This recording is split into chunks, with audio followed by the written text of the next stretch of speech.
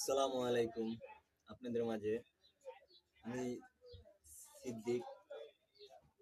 তো অনেক প্রমোশন বা ভাইরাল একটি ভিডিও আমাদের মাঝে প্রফেশনাল হিসেবে আজকে এক সপ্তাহের মতো ভিডিওটা খুব গড়াগড়ি খাচ্ছে বা দৌড়চ্ছে। মহা এশিয়া মানে মহাদেশে আমাদের এই ভিডিওটা ছড়িয়েছে। দেখেন কি কাজটা করেছে। তারাও আমাদের বাংলাদেশের মানুষ, আমাদের মতোই।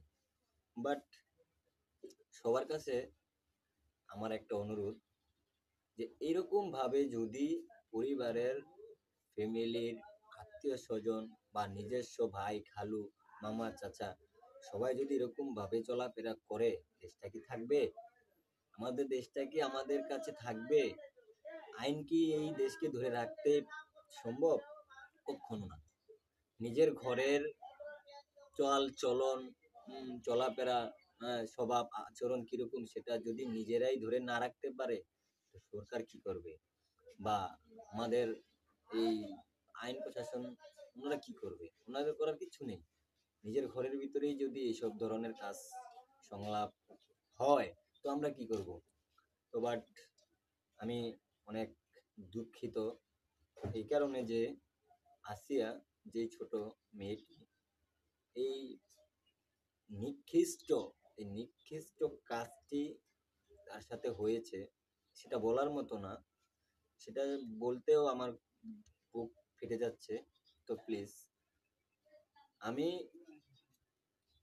আইনের কাছে, সরকার প্রধানের কাছে, আমি ওই মেয়েটিকে চিনিও না, জানিও না, তারপরও মানে এতটুক কষ্ট হচ্ছে, এতটুক খারাপ লাগছে, যা বলার মতো না। আমি আপনার কাছে হাত জোর করে বলছি, এই সব ধরনের বাজে জানোয়ার লোকগুলোকে যত দ্রুত সম্ভব আসিয়ার দাপন কাপন হওয়ার আগে তাদেরকে দাপন কাপন কবর দেওয়া হোক। এটা হলে এই পৃথিবীতে ভিডিওটা যতক্ষণ দৌড়চ্ছে, তার চেয়ে বেশি দৌড় হবে।